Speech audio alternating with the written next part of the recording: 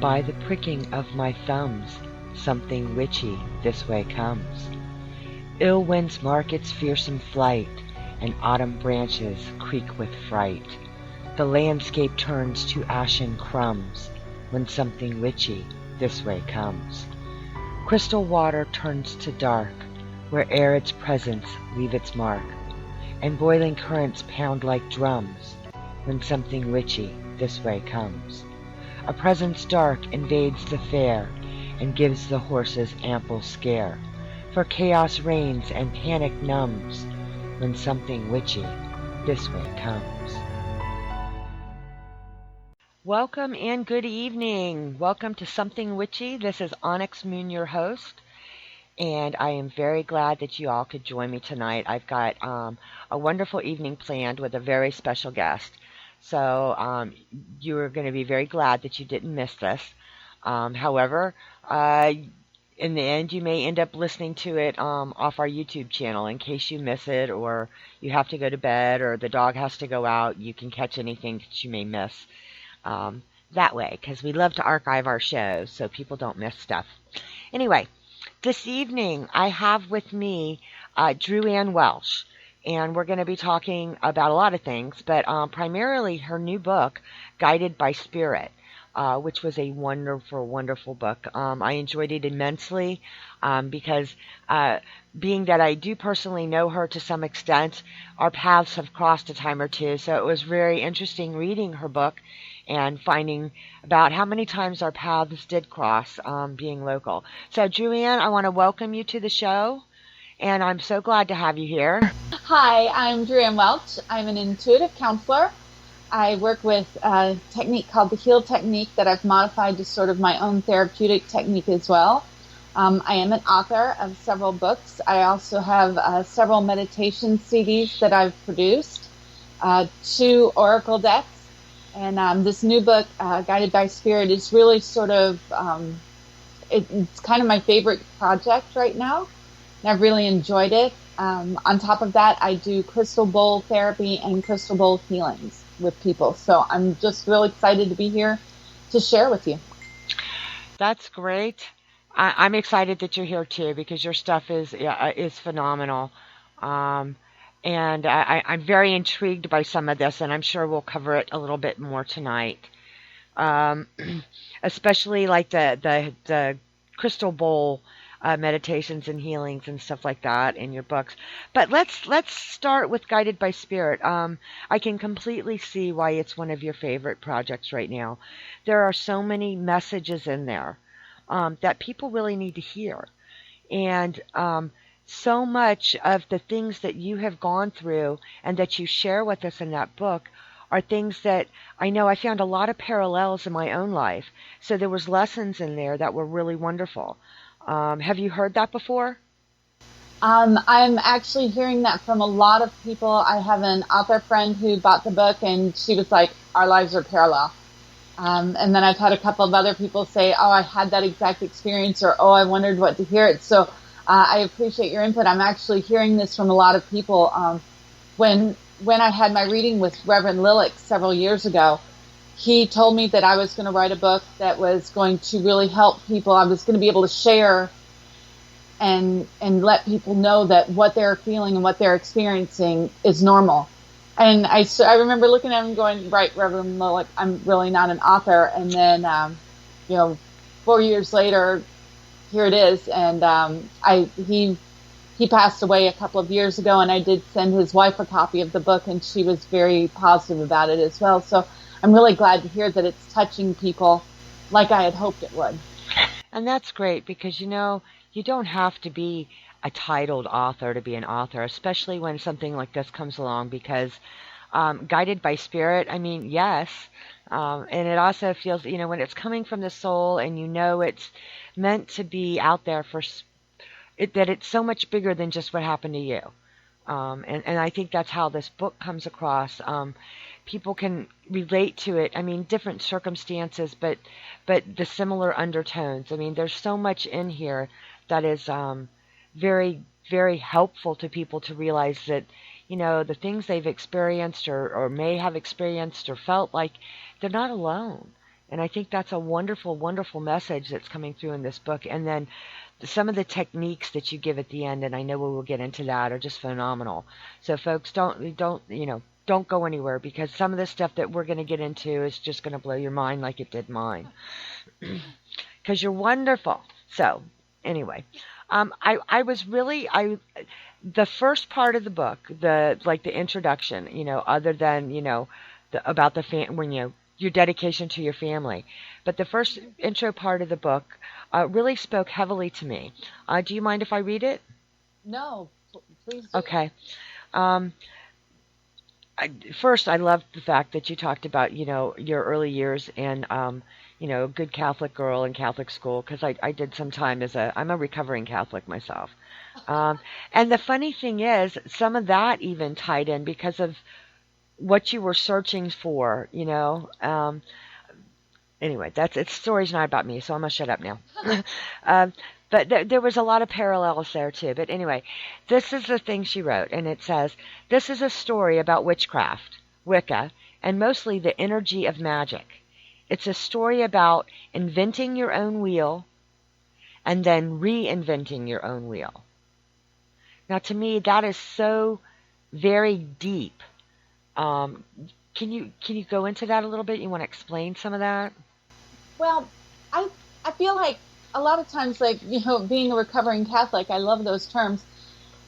You set yourself in a faith, and you set yourself there so firmly. It's like a lot of these less of the trend-setting type religions that are out there.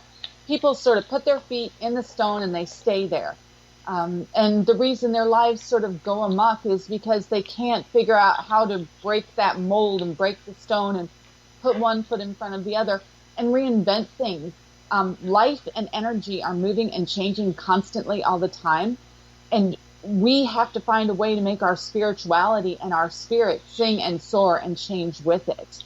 And if you're not able to reinvent to where your energy is now and where your life has taken you now, then you're stagnant and you're left behind. And so for me, it's been a lot of learning that it's okay to change and to change your thoughts and your perspectives. And later on in the book, I actually say that I'm not sure that even calling myself Wiccan or a witch or a light worker or anything is really that important. It's more just that I have a spiritual being and then I'm able to grow in that spiritual energy.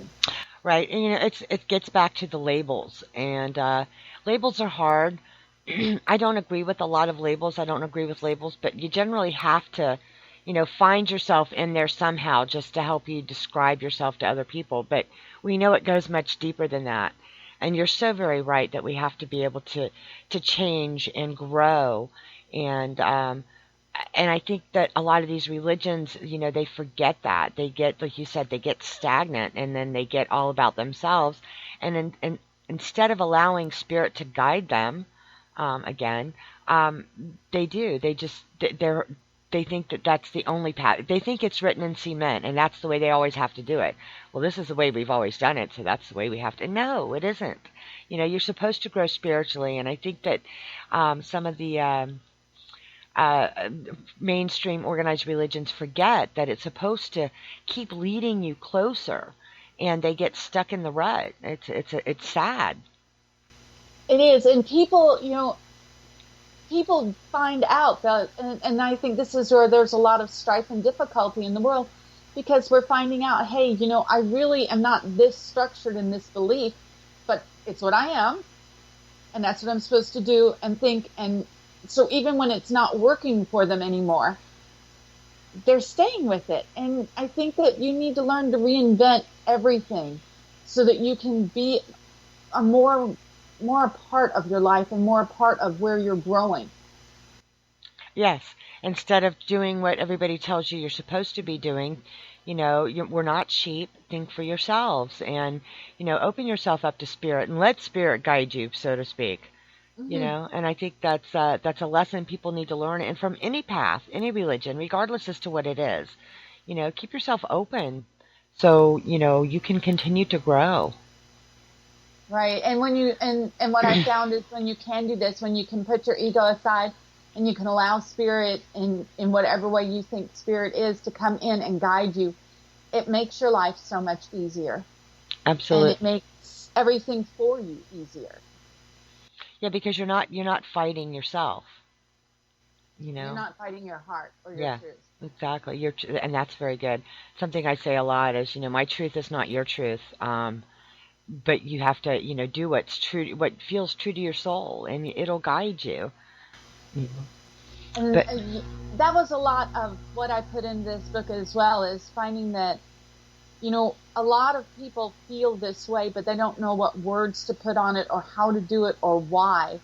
So I sort of took a lot of the stuff that's in my toolbox and just dumped it all in this lovely little book and went, here, we'll just put it all together, and then you can see that it's normal, and hey, I could do it this way, or hey, someone said this, and just let spirit guide you to what you need, that there's no real written rules.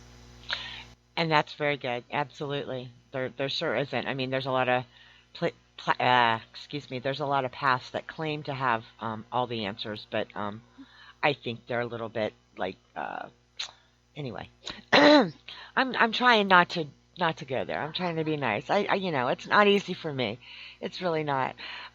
Okay, well, in reading the book, there was something else that really struck me, and it was talking about being intuitive, and that you also had prophetic dreams from a young age and that kind of thing. That was something that kind of shaped me as I was growing up too. And it was really interesting when you said, you can shut it off, but it never leaves you. And that just was huge for me. That was very huge. Um, I, And a lot of us who are intuitive do our best to shut it off. I can't tell you how many people I've talked to who are like, well, yeah, I've had this coincidence happen when I was younger, but that was just crap. And it's just a coincidence that it happened. It's not a coincidence. It's a synchronous event. It's telling you where you're supposed to be, and it's helping you set your timeline and keep you on track. We work so hard at being what everyone thinks is normal, that the things that make us normal, like having prophetic dreams and knowing that that phone call, that's yep, one phone call you don't want to answer, yep. and we just shut them off. It's bad, and it's hard once you start shutting things off. It's really hard to turn them back on and to allow, because it's almost like your guides don't trust you anymore. They're like, yeah, so we were there and you didn't listen, and then you told us to go away, and what, now you want us back? How, it's any relationship you have, how can they trust you? That is so big for me because I went through something similar. I'll briefly, a good friend of mine, I had a dream. And I've had, like you said, the phone call. It's like, don't answer that. That's, this person is passed, and all that thing. But this dream, I misinterpreted, which is not on me. I know that now, but then I didn't. When I misinterpreted it, and my best friend's fiance um, passed from the dream that I had, I just didn't apply it to the right people. So I warned the wrong people, basically. And I know now, because I've grown so much from that I was just meant to be there for her. It was meant to give me a heads up that this person was going to need me. But back in the day, at that age, I felt like I had failed the powers that be because I misinterpreted it.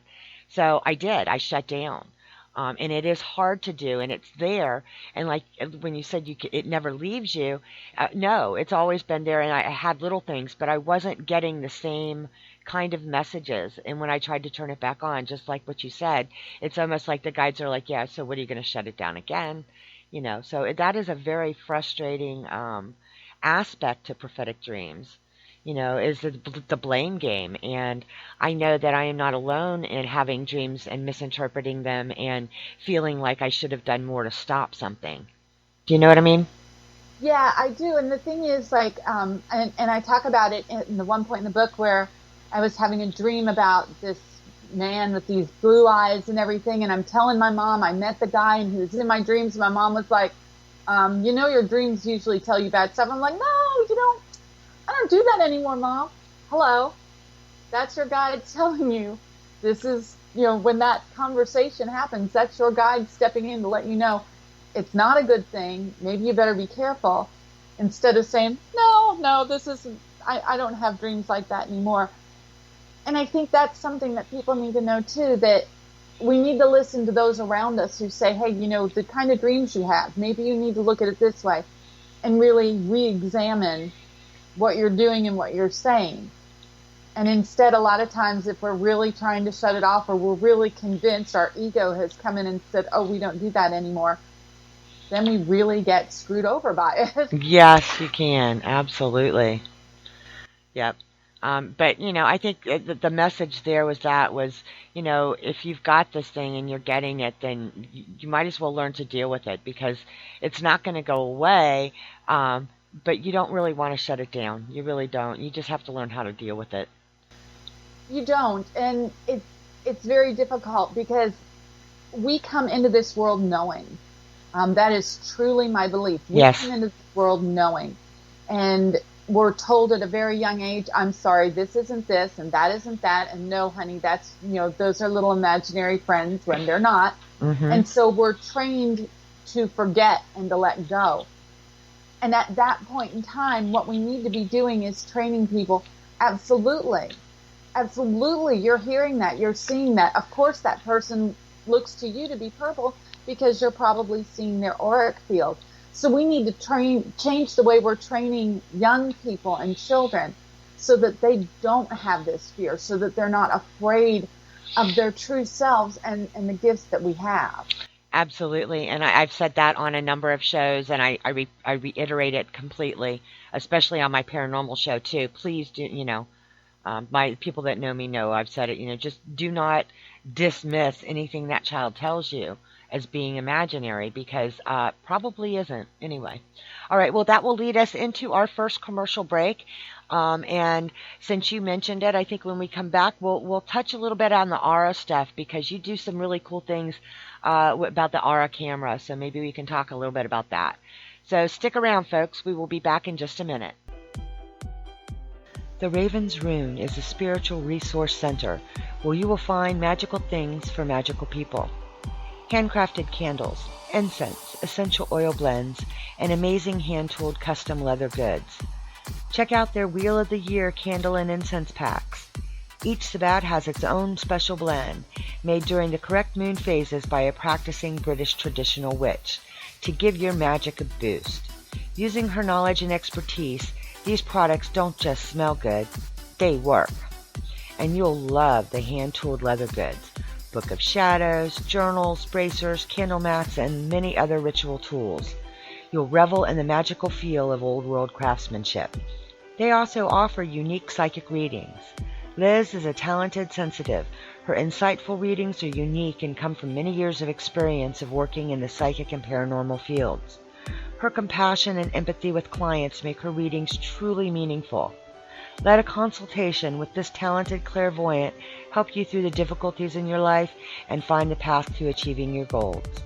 So, if you're looking for unique and genuine magical wares and tools, be sure to check them out on Facebook at The Raven's Rune, or visit the website where you can see all their wonderful offerings. The Raven's Rune, www.theravensrune.ca.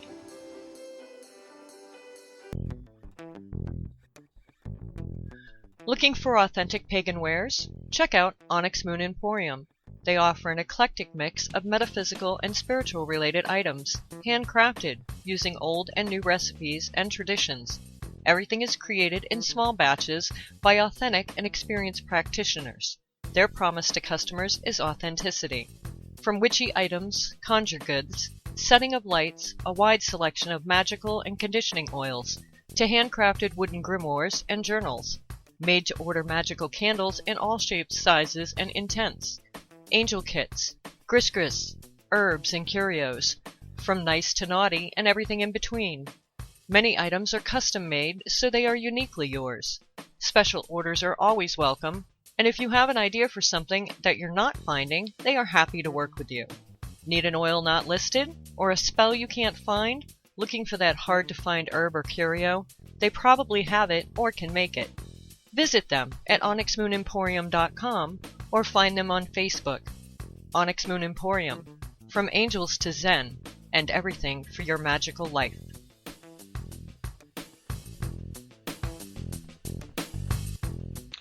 And welcome back to Something Witchy. This is Onyx Moon, your host.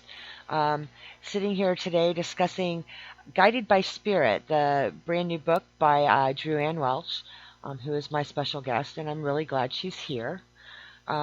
So we kind of left off about talking about our prophetic dreams and stuff, and she touched on the auras. So I'm going to tell you a little bit more about this book.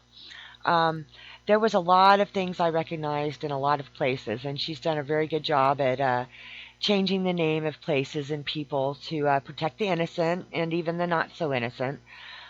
Yeah, it was fun. It was fun reading it because it's like, oh, I know who that is. Oh, I know where that is.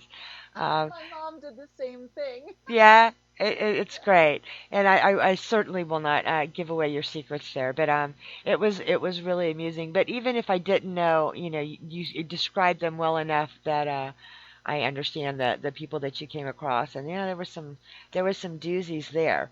However, one of the first times I met you was at the shop called Callie's Place that you mentioned, and you were doing aura photography.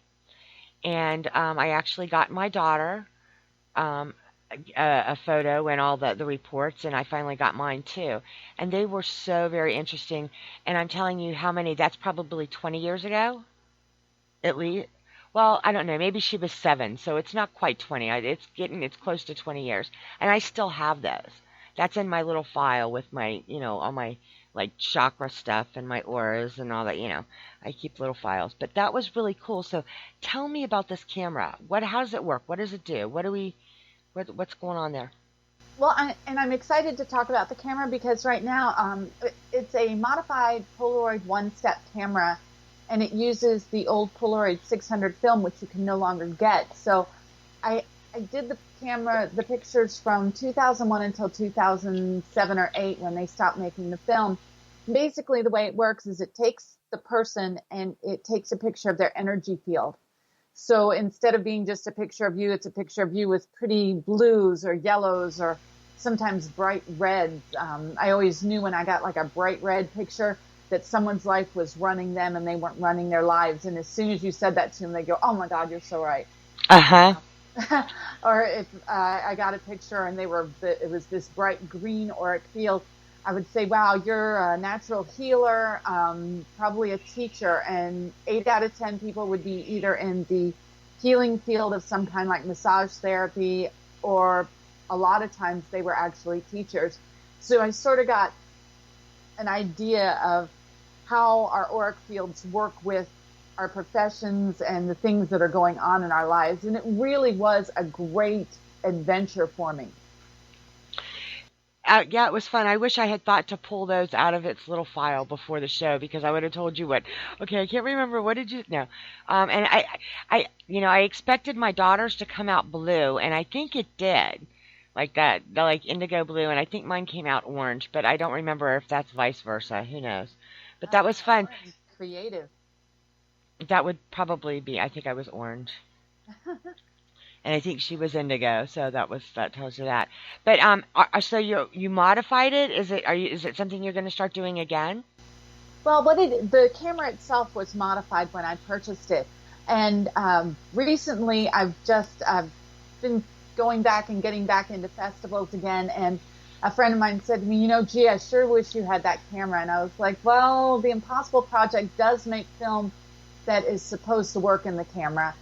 And after about 4 more people came up and said, "Gosh, you should do that," I've ordered a roll of the film, so I'm going to try it out when I get it here in the next week or so, and maybe back doing aura photos for people again. So that's very exciting for me. That is very exciting. So that's awesome. We're going to have a lot of fun with that. I betcha. Because it was very cool. It was very cool because not everybody understood auras so much. I think people are a little bit more educated now, but anyway. All right, so that was just a bit in your thing. There was something else in that early years book. You talked about when Hurricane Charlie came through, and there were some things about talismans that you did in the house as you built it, and then having to go back and break them. Do you want to? Yeah. Can you expand on that story a little bit? So I'm not going to read it to people, but you can maybe tell that because that was very important. It is important. The biggest thing I learned from that, and I call it the house that cried for a multitude of reasons. That house, when we first purchased it, there was just something special about it. It was an old beachside house, terrazzo floors, which I loved. And as we got past Hurricane Charlie and ready for Hurricane Francis, we always sent the kids to my mom's, and my husband was always, oh, we're going to stay here and not leave. And so as we got ready for Francis and the kids were gone, I had a dream, a very real dream, where I saw my husband and I sitting in the hallway, sort of huddled together while it was raining in the house. Oh, wow. Told him the dream, and he went, ugh, right, go take the kids, whatever, and sort of blew me off. I was like, okay, well, this is going to end really bad, but I wasn't going to leave him there, right? Right. So the next morning, he wakes up and he looks at me and goes, okay, so we're going to put wood on that window, and you better pack a bag. And I was like, whoa, stop. What's going on? And he said, well, funny enough, I had the same dream last night. I was like, okay, so Spirit really doesn't want us to stay. And he heeded, thank goodness, because we got a call as the hurricane hit that the roof had been pulled off from one end to the other and thrown in the backyard neighbors' Oh, my goodness. yard. So had we stayed, that would actually have been very prophetic. So it was one of those times I was really, really glad that Spirit not only pushed for me, but pushed for someone else to listen. That's great. It is. It's hard, and it's hard to get people. As soon as two people have the same dream, it's no longer a coincidence or a crazy thing. When we were rebuilding the house, I decided, I was doing all my little spells, and I was like, okay, this is it. This house is going to be so protected. I was a talisman witch. I love to use talismans. Oh, yes. So I decided I'm going to put talismans in this house, and it is going to protect this house. So I went to the pentacles of Venus and the moon, and read them all. Oh, my I found goodness. 4 that were appropriate to protect from wind, fire, water, earth. 1 to protect the house generally from people walking in. And then 1 to protect above and below.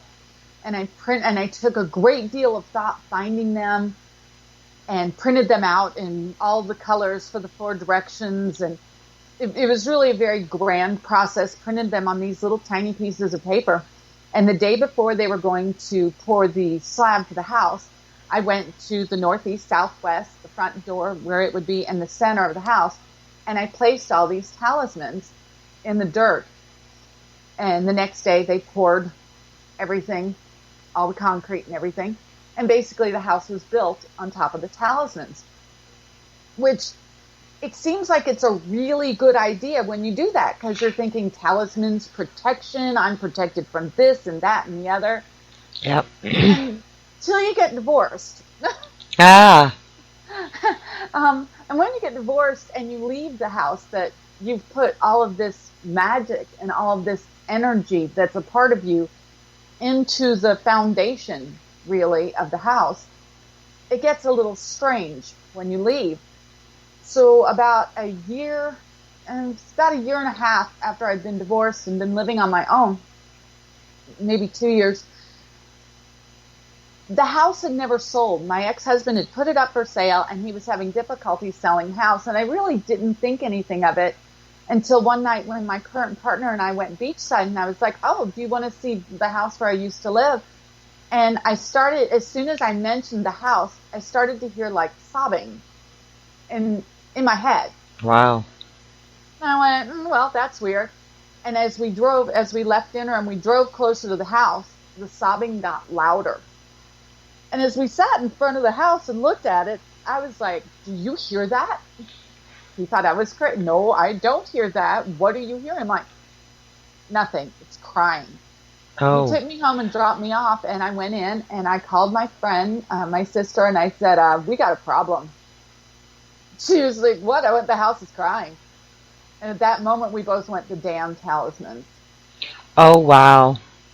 So I'm going through every talisman book I can find, everything I can find online, and I'm thinking, all I could think of was, how do you break a tie with something that's covered in cement and walls and steel? You can't, it's not like you can go back to the tree you buried it in and dig it up and burn it. Right. And so I spent like hours. I'm crying trying to figure out how to do this, and I can't come up with anything. So I really had just set the intent so much through that evening on breaking this tie to this house that I fell asleep. And when I fell asleep, I had all my books around me. I had notes that I'd written all over the house. It was a mess, just a mess. And in the middle of the night, I remember all of a sudden seeing an orange light sort of wake me up. And it puts you in that place where you're awake, but you're not awake. Right. You move, but you can't move, if you've ever had that experience. And so this orange light is coming in. I can't get out of my bed. I'm not able to move. And all of a sudden I look above me and I could see all of these, they look like doctors. And I Right. thought, okay, what is going on here? Yeah. I can't get out of bed. Who are you? What's happening? So you sort of get that pounding feeling. And all of a sudden I sort of felt, well, maybe it's my guides. Huh. And the house had stopped crying. As I saw them, I could hear no more crying. And I thought, well, okay. And I could see that they were like pulling stuff, just pulling all this stuff like out of the middle of my chest and separating it from me. Oh wow. Yeah, it was crazy. And as it probably didn't take but a few minutes, but it seemed like an hour while you're laying there going through this. And then all of a sudden the light that came in through the window was just like bright, bright white. And then I woke up and I could move. Wow. Yeah, that's some scary stuff, but interesting at the same time. So, how did that end? Well, when I woke up, I really felt very cleansed and very clear. I could no longer feel the house, if you can imagine how you feel a house, but it was like I didn't feel it anymore. I understand. So much so that I got in my car and drove by it that day just to see if I could hear it anymore. And I couldn't hear it anymore. And I thought, well, this is a good thing. Whatever they did, whatever my guides came in and did, I'm no longer connected to this house. That's great. As if to confirm that, a week later the house sold. Wow. It sat there for all this time and not sold. So it was really, it made me realize that when you do magic, when you do any magical work or any intent work with your energy, you really need to consider where you're putting your things. And you need to really be aware of if something happens, if you get the divorce, if you things like that happen. If you want to go back and you have to break that energetic tie, you better have a way out. Right. And that's, you need to be aware of why you did it, what you did. And sometimes you just have to realize if you can't physically break this, you have to let go and let spirit take care of it for you. yep. And I caution people all the time, and when I talk about spell work, and especially anything that you may, right now you might not think you're going to need to change it or break it or stop it, but never say never. So I tend to caution people to write a back door in for themselves, in case they have to alter, change, stop, whatever. If they do that and write down what you did, how you did it, and write down the exact words that you used to put that back door in, because you're going to need that to get in and alter it if you have to. That's something with magic that people tend to forget. And especially like I've talked about is when people cast in the wrong frame of mind. And that tends to be an issue. Even if it's for a positive thing like you. the talismans and doing that kind of thing, that all seems like such positive, wonderful, reinforcing, protective work. But then to have to go through that to break it, I mean, that's like extreme. It was sort of extreme. It was. I learned a lot from it, though. I learned that my guides have my back. Yes. And if I can let them do what they have to do, if something like that happens, if I can just put up my hands and go, whatever's happening, I'm just going to roll with this, instead of trying to fight it and trying to figure it out and letting your squirrel mind get into it. If you can just step away and go, okay, well, whoever you are, you seem to have it under control, so I'm going to go with that. Yep. That helps too. That really does. And that's also a good lesson is, we can't control everything and we need help. And sometimes we have to let those that know it and us and that, we have to let them in. And again, the name of this book is just so perfect. We're discussing Guided by Spirit with Dru Ann Welsh. And trust me, I will let you know where you can get it and get you links and that kind of thing. And also to her other pages and some wonderful things. This lady is a wonderful lady, and I'm glad she's here. Now, it is time for our second commercial break. So we will be back in just a minute, and we've got a lot more for you, so don't go anywhere. This is a message from Hawthorne at Magic in Your Living Room. The Etsy shop includes ritual programs and gorgeous altar cloths. We feature ready-to-use rituals for only $3 or less.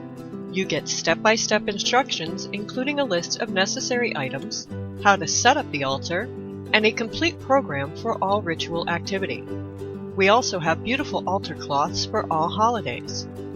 Magic in Your Living Room is located at Etsy at www.etsy.com/shop/magic-in-living-room or at www.magicinyourlivingroom.com.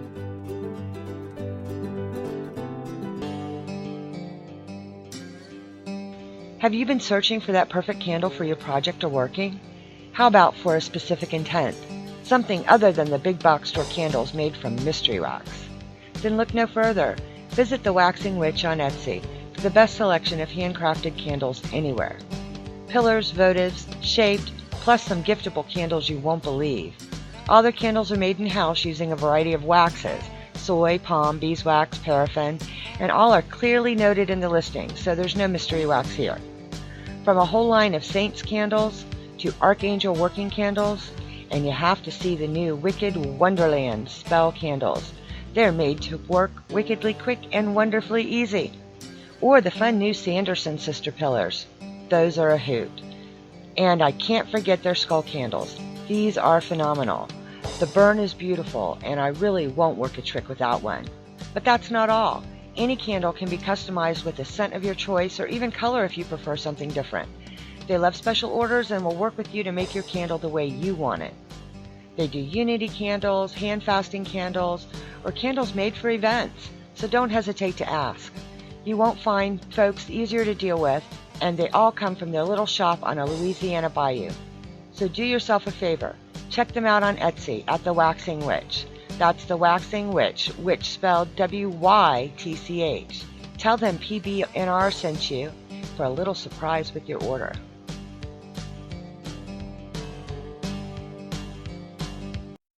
Hello and welcome back once again. This is Something Witchy, and I am your host, Onyx Moon.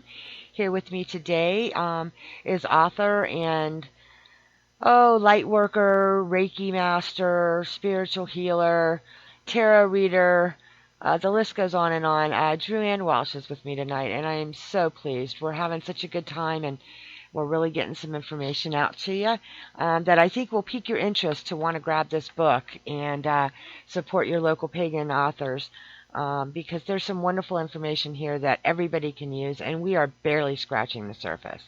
So... welcome back. So, I read something in the book that really kind of touched me. And I think this is a very important message. So I'm going to ask you to talk to us about the weeds. The weeds. The weeds are, weeding your garden was such an interesting thing. it came about originally by my sister telling me that you should never have a place in your yard that you can't stand or that you're afraid of. And so we went out and started cleaning, and I've sort of taken it from there to sort of find a spiritual aspect of it, if you will. When we have weeds in our garden and life, it's things that are holding us back, choking us, if you will. They're choking every part of our life. If you think of your life as a garden, think about the weeds that are growing up in it and what they're stopping you from doing. So you can learn that, maybe you need to find some love and light. Maybe you can look at that garden of your life and find a place where you can see the love and light, but there's some things you got to pull out, some things you got to get rid of. In order for life to thrive, you have to feed it. You have to water it. You have to take the weeds out of it. Sometimes you have to give it a little fertilizer. I'm just saying. But Right. you have to figure out how to reconnect with your spirit and with your life. And if it takes going out in your backyard and finding an area where you had put actual plants in that is now overgrown, and starting to pull them out and seeing, oh, look, there's a tomato plant in there. Who knew that was still in there? And finding the love for that tomato plant, to clear out around it, physically get in there and touch Gaia, be one with Mother Earth, and realize that she's going to provide for us just to grow as a miracle, and just for us to grow as a miracle. So you have to reconnect, you have to replenish your spirit and Gaia's spirit. And you have to not take it so seriously. Pull it out, get what you don't need out, and then nurture what you do need in your life. And that's such a good analogy, even though it's more than an analogy. Because being connected, going out and doing garden work. It's spring in most places. It's springtime here in Florida, and I think that going out and getting in touch, getting some dirt in your hands and pulling out weeds.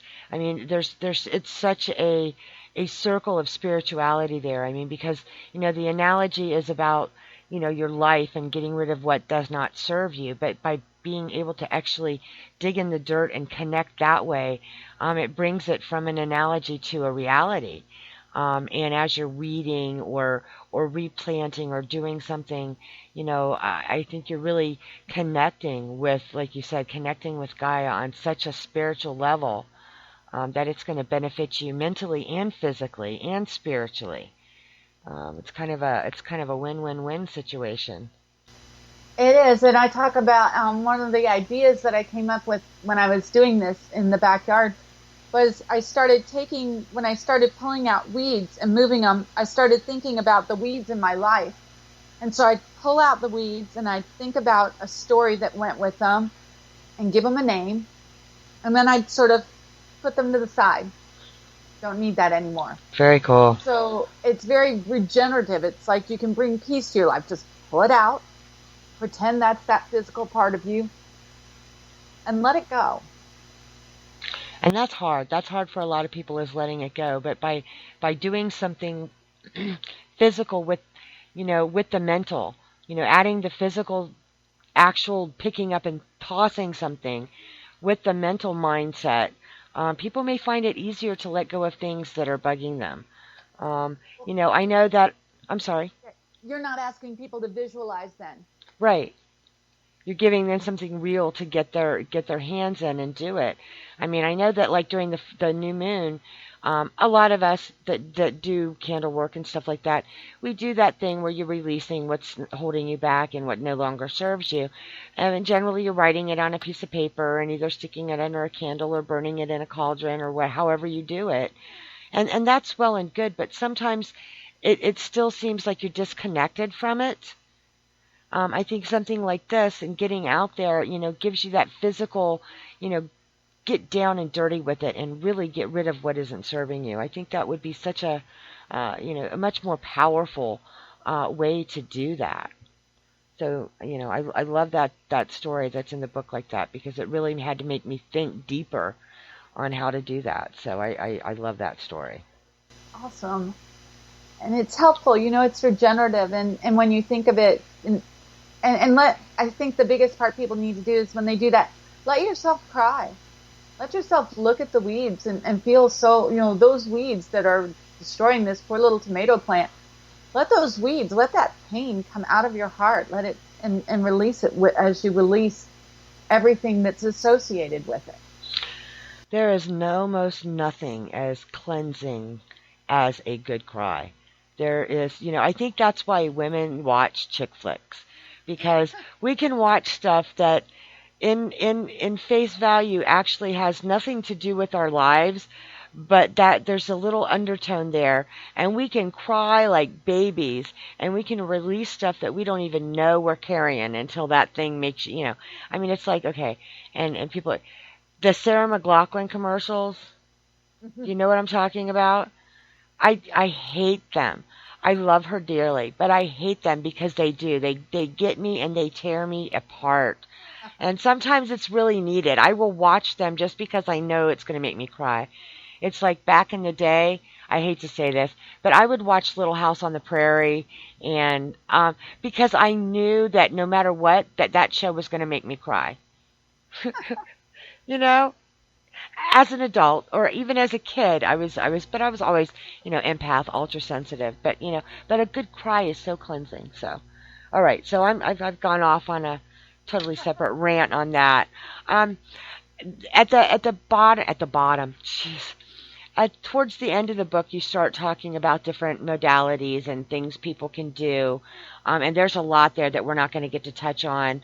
But things like people want to look at, like slipstreaming and the Akashic records and stuff like that. Theta healing stuff that, you guys need to buy this book to do. But I'm going to ask you to talk about something that I found was so, so interesting. And that was muscle testing. I think that's insane, wonderful stuff, and I would really like you to talk to the listeners about that a little bit. I love muscle testing. I teach it in all my workshops. I teach it to every person that comes in this house. I teach them the muscle test. I've used it for all kinds of crazy things, and there's all kinds of ways you can muscle test. Basically, the concept behind it is your body will not lie to you.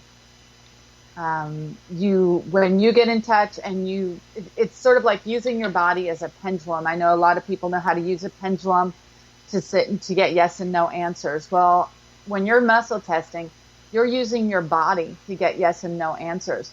And when you're in that place where you're actually going through and getting yeses and nos to different things, you're actually in touch with your higher self and with your guides. So you really are letting spirit guide you, and you're actually listening to where you need to be to get your information. So basically what you do is you take your first finger and your thumb on one hand, and you take your first finger and your thumb on your other hand, and you make a chain with them. Okay, everybody listening, do this right now. Okay, go ahead. Sorry. So you put them together and you link your fingers like a chain. And you hold them so they're strong. Don't hold them so it's ridiculously strong. And then you go, yes, yes, yes, yes, yes, yes, yes. And you pull, and you'll see that your hands should stay really strong. And then you say, no, no, no, no, no, no, no. And your fingers will come apart. And so once you've got your yes and your no, then you can start asking questions. So the idea behind this is one of the first ways I use it is to try and find out where on your timeline of your life, whatever's going on now has happened before. So did this happen 10 to 20 years ago? Did this happen when I was 38 to 40? But you can really narrow down things like that with yeses and nos to find out what year in your life something similar happened to what is happening now. Does that make sense? Yes, it does. It sounds super, super interesting. And you do it and you use it and you get your timeline. So now, say for example, say you had the flu right now, and you can't figure out what gave you the flu because it's not flu season or anything like that. And you go, well, when have I ever had the flu that wasn't a normal time? Okay, and you go back and you muscle test and you get your year. Well, then you think about that year and you go, okay, that was 1994. I was such and such age. What happened that year? Well, as soon as you've done this, your guides start working with you and you're connecting. And you're like, okay, well, when I was this age, oh, I remember this happened. Oh, I remember this happened. A great explanation for this is when I broke my rib and I went to my friend Ann, and we did a heal technique session, and when she started going through, she was like, well, what's going on in your life right now? And I was like, well, I'm getting ready to move, and we're getting ready to go on vacation, and this is happening here and this is happening here. And she's like, well, can you think of another time in your life when you had something go on with your lungs and things like this when you were maybe moving? And I'm like, no. We started muscle testing back. I'm like, right after I got my divorce and I moved into my new house, oh yeah, I never get the flu, and I got the flu. And I was really, really sick. And she's like, okay. So when before that, can you remember that? And I went, We started muscle testing back, and I went, oh, when I got married the second time and I moved to Scotland, I got the flu. And I'd never had the flu before that. And it was like, wow, I never thought of all this. She's like, okay, when is the time in your childhood do you remember that? And I went, oh, that's easy. When we moved from New York to Florida, I went, move. Crap. And it was like sitting there and this giant light bulb going off, one of those aha moments where you go, okay, so I am obviously making myself sick when I physically move from one place to another. Then you've got where you need to heal from and what you need to heal in your life.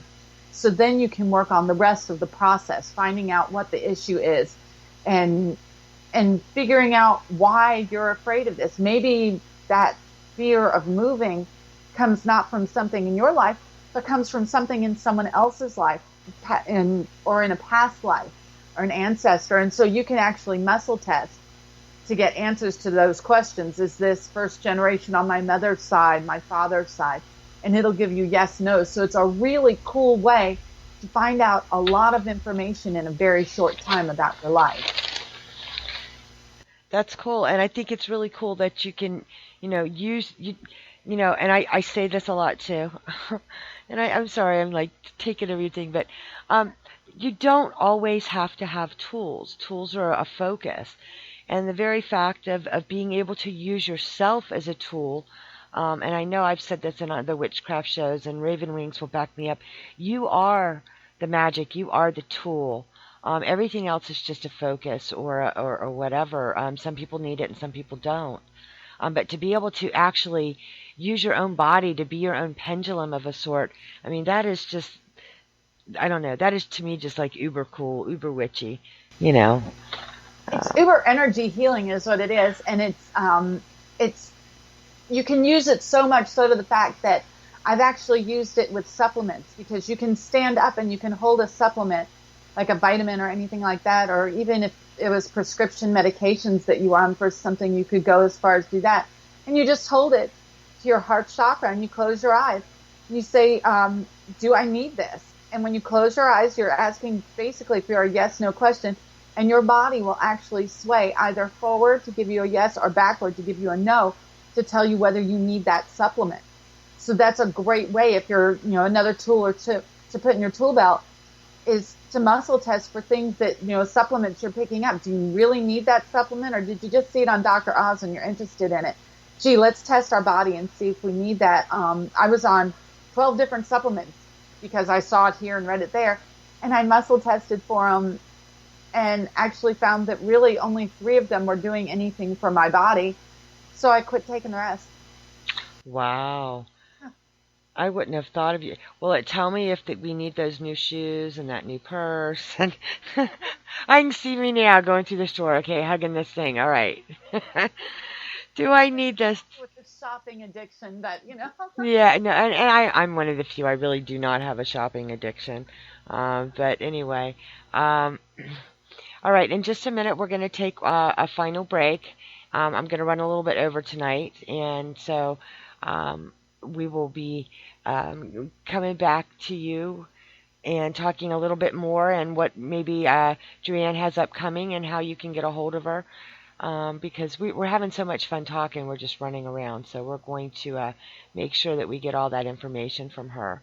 And I'm just going to see what I can do right here, and I'm just super excited that everything has been going wonderfully this evening tonight, and we're having so much fun that we even forget what we're what time we're supposed to get off of here.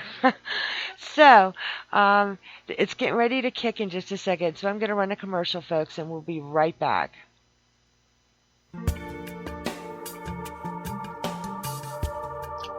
Looking for that special item for your mantle or that one-of-a-kind gift for the love of your life?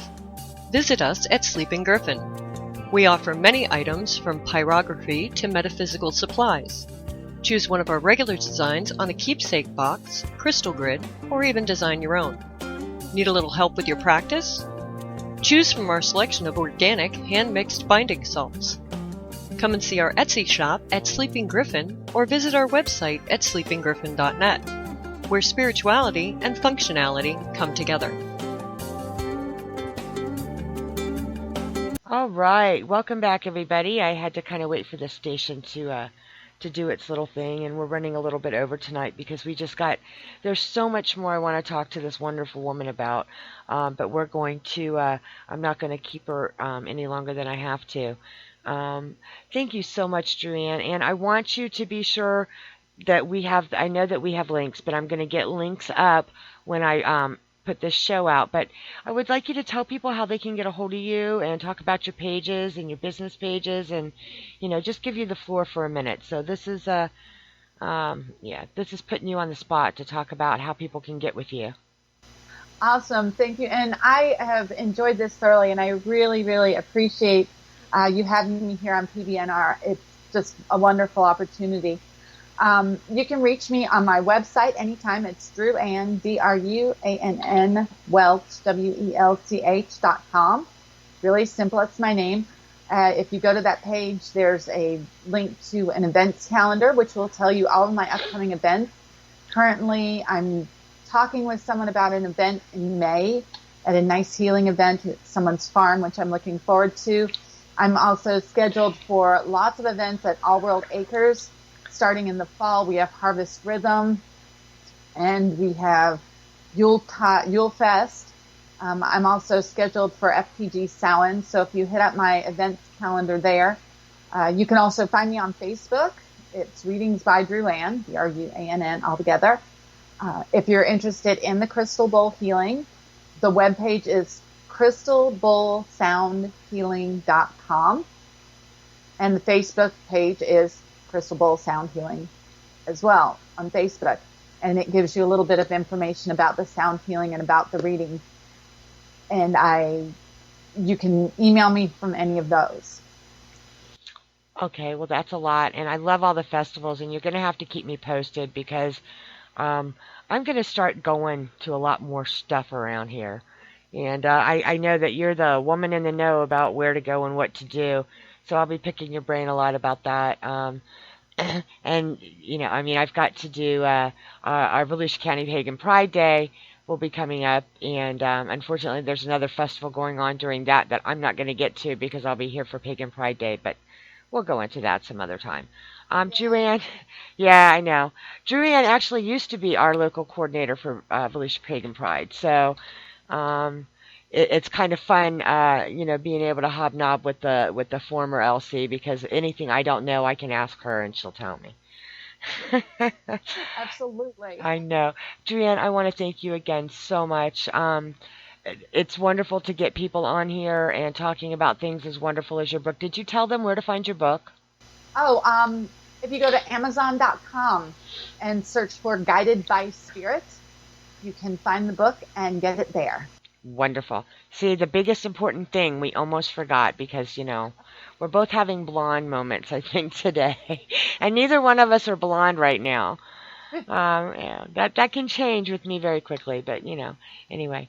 I've had a wonderful time with you tonight, and I really super appreciate you coming on. Next week, let me see, what do I have next week? Next week on Something Witchy.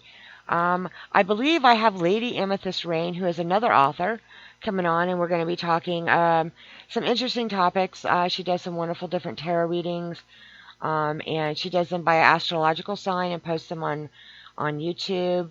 And we've got some other great topics we'll be doing, so be sure to join me next Wednesday for Something Witchy with my special guest then will be Lady Amethyst Rain.